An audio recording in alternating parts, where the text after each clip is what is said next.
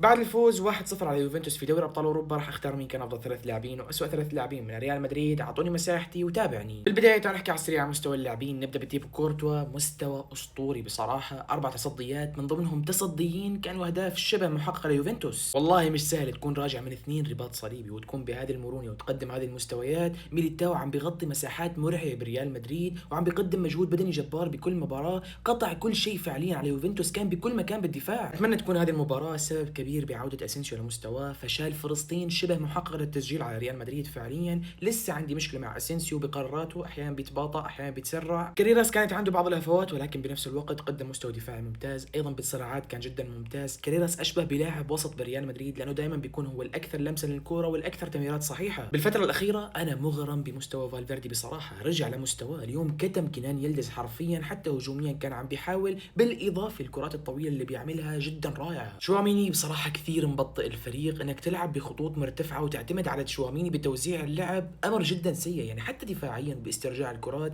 لاعب مثل جولير استرجع كرات اكثر من تشواميني. بالحديث عن اردا جولير اللي استرجع 10 كرات، وايضا بالهجوم صانع لوحده 7 فرص. جولير فعليا عمل كل شيء بخط الوسط. بيلينغهام بصراحه قدم شوط اول كارثي، ما كان له دور واضح، مختفي، ولكن بالشوط الثاني صار يستلم ويسلم، قدم ادوار دفاعيه جيده وسجل هدف الفوز. ومن الجهل تحكي انه هدف بيلينغهام كان مقشر. بيلينغهام قرا الهجمه صح، بيلينغهام كان الوحيد من ريال مدريد في منطقه جزاء الخصم. برايم دياز ما استغل الفرصه باكمل وجه. نعم حاول بالشوط الاول ولكن بشكل عام بدنيا كان جدا ضعيف، خسر كثير صراعات، خسر كثير كرات، ايضا مطلوب منه فعاليه اقوى بالهجوم. نفس الشيء فينيسيوس بالشوط الاول كان جدا سيء، ما له اثر، مختفي، ولكن بالشوط الثاني ظهر فينيسيوس في ظهر ريال مدريد واستطاع يساهم بهدف الفوز. فينيسيوس اذا كان بالفورمه ريال مدريد قادر يفوز. يمكن اقل مباراه لمبابي هذا الموسم، ورغم كل هذا مبابي صنع 7 فرص لوحده، عمل 4 تسديدات على مرمى يوفنتوس ولكن الحارس تعملق امامه. بالنسبه للأسوأ ما كان في ثالث بصراحه، هم لاعبين برايم دياز الثاني والاول تشواميني. اما بالنسبه للافضل بالمركز الثالث راح اختار بيلينغهام، الثاني كورتوا، والاول اردا جولير.